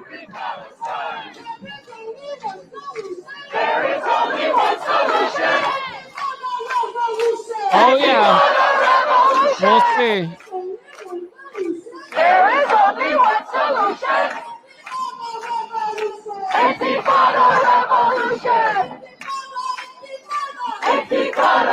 And they start speaking in Arabic. They start speaking in Arabic and everything. You see the chants and everything. Crazy that it's allowed. You know what I mean? Like you doing some crazy rhetoric, like death on people type thing.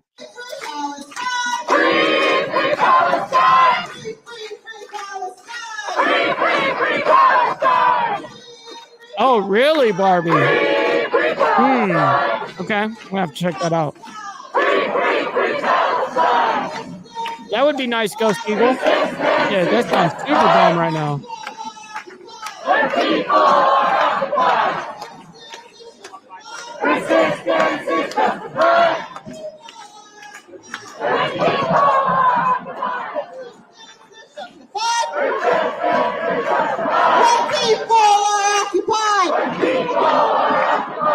Resistance is justified.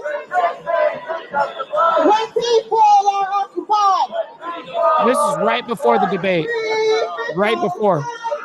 And it was actively happening while we were watching this debate. And I'm glad it just dispersed.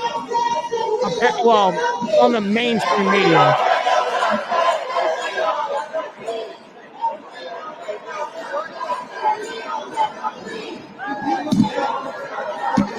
Long commercial, guys. Long commercial. Just letting everyone know. Wow, that whole thing says Trump on it. Holy shit. Vote Trump 2024 on the whole building. That's crazy.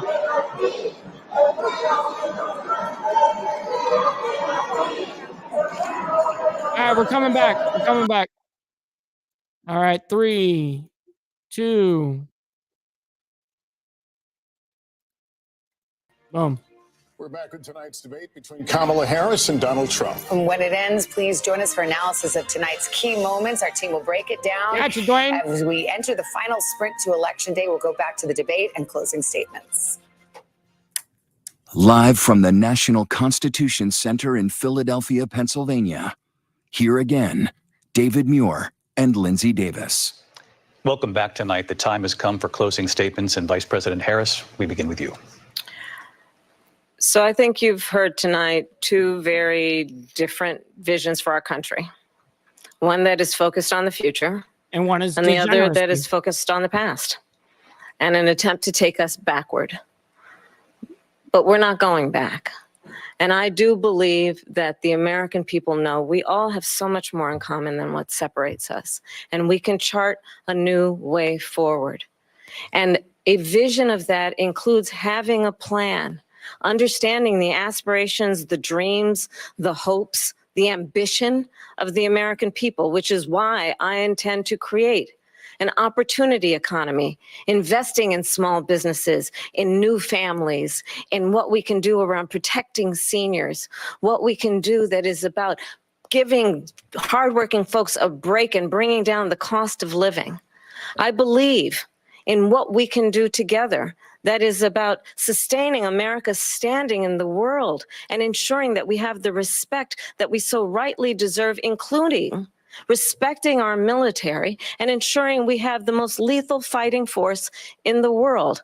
I will be a president that will protect our fundamental rights and freedoms, including the right of a woman to make decisions about her own body and not have her government tell her what to do.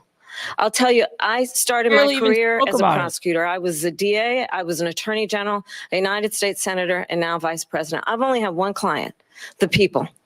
And I'll tell you, as a prosecutor, I never asked a victim or a witness, are you a Republican or a Democrat? The only thing I ever ask them, are you okay?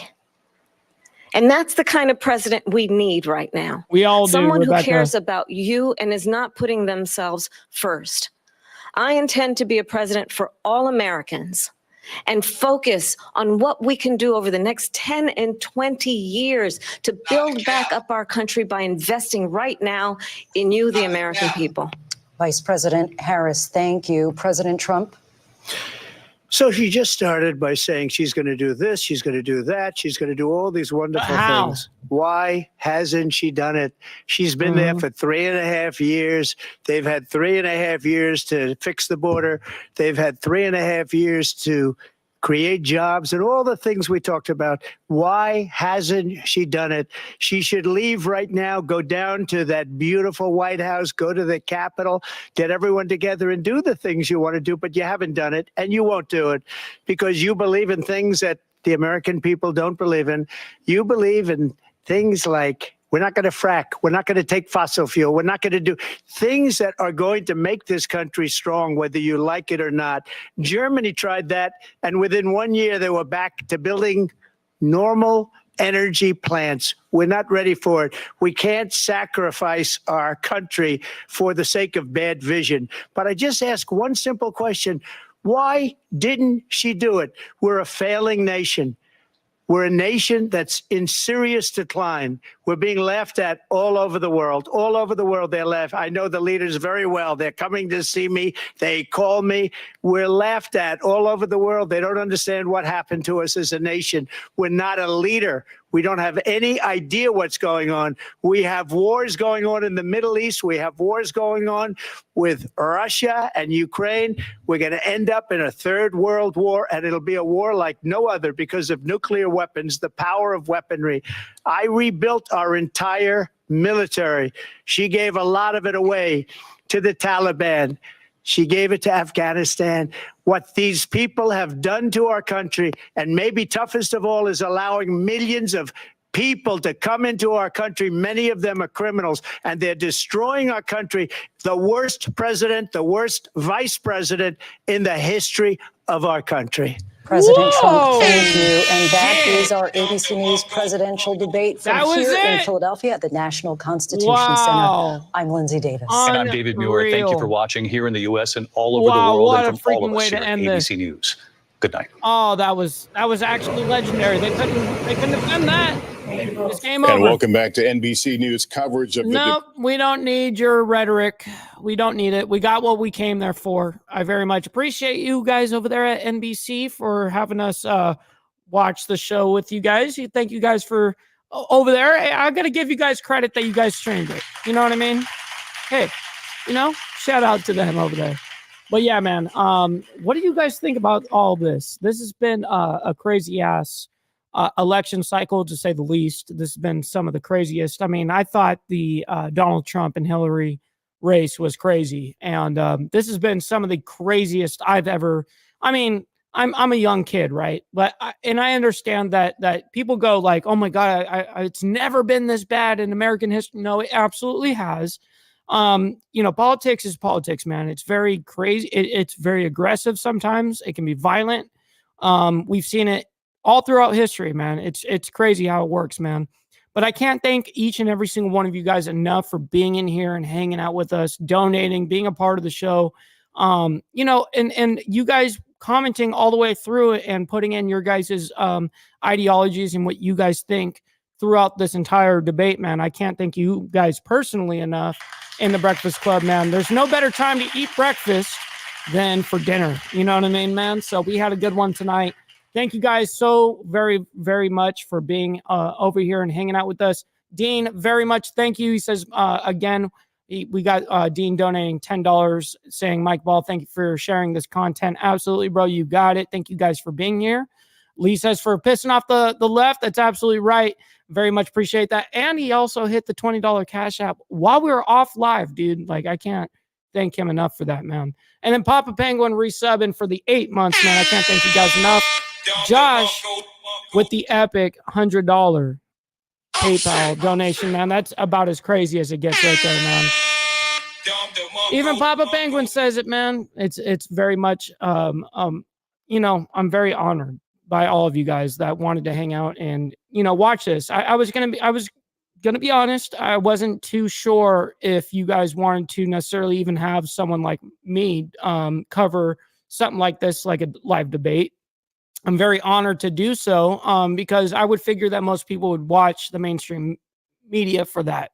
And I thank you guys for trusting me to, obviously pick me over the mainstream media because that's where most people would have been, right? So I thank you guys for trusting me and having a good time with me. Thank you guys for liking the video, subscribing, and having a good ass time with us, man. And also hit me up on my Instagram, man, at BallValveTV. That's where I post everything behind the scenes of the show, personal life, vlogging stuff, all sorts of stuff, man. We have a good ass time and millennial food time. You know what I mean? Oh, shit. It's the best part, man. So thank you guys so much from the bottom of my heart. We will see you guys tomorrow morning. We got another double show tomorrow. We have, the Breakfast Club normally in the morning at 10 a.m. CST. But then we're going to also have the Diamond Effect, Wednesday nights. So we're going to have a good ass time tomorrow. I hope to see you guys over there. Much love, honor, and respect to everybody. Thank you guys so much for the support. I am so freaking humbled. It's unreal.